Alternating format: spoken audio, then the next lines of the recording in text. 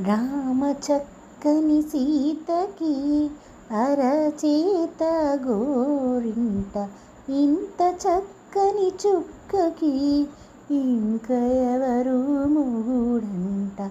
రామ చక్కని సీతకి ఉడత వీపున వేలు నిమిరిన పుడమి అల్లుడు రాముడే. ఎడమ చేతను శివుని విల్లును ఎత్తిన రాముడే.